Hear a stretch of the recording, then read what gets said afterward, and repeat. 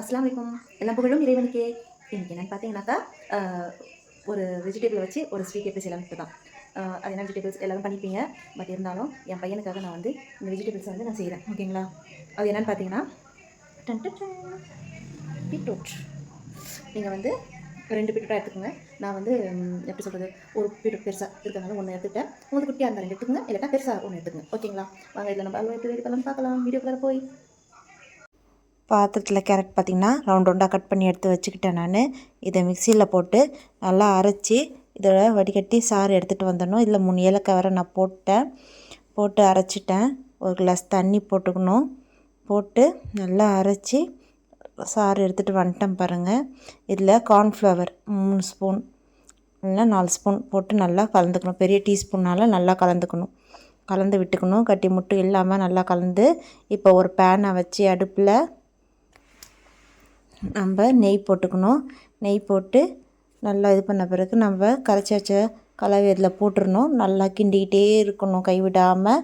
இந்த கன்சிஸ்டன்சி வந்தோடனே நம்ம இப்போ சர்க்கரை வந்து ஒரு கிளாஸ் ஃபுல்லாக சர்க்கரை இதில் போட்டு நல்லா கலந்துக்கிட்டே இருக்கணுங்க கைவிடாமல். நடுவில் நம்ம வந்து நெய் சேர்த்துக்கணும். ஒரு டைம் 2 டைம் நெய் சேர்த்துக்கிட்டு நல்லா கலந்து விட்டுட்டே இருக்கணும்.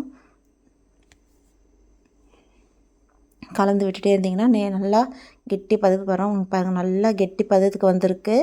இது நல்லா சுருண்டி வரும். பார்த்திங்கன்னா தெரியும். இந்த டைமில் கிஸ்மிஸ் போட்டு நான் வந்து முந்திரி போடல, வெறும் கிஸ்மிஸ் போட்டு இது நல்லா இது பண்ணிட்டேன்னா என்கிட்ட முந்திரி இல்லை, அதனால் கிஸ்மிஸ் மட்டும் போட்டுவிட்டேன். உங்கள்கிட்ட இருந்தால் நீங்கள் போட்டுக்கோங்க. ஓகேங்களா? இது நல்லா சுருண்டு வர டைமில் நான் ஒரு பிளேட்டில் வந்து நெய் தடவி ஒரு சைடில் கிஸ்மிஸ் போட்டு வச்சுருக்கேன். இது நல்லா சுருண்டி வைப்போம். இது தூக்கி நான் அதில் போட போகிறேன். ஓகேங்களா?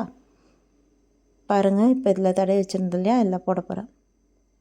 இப்படி ஒட்டாமல் வரணும்.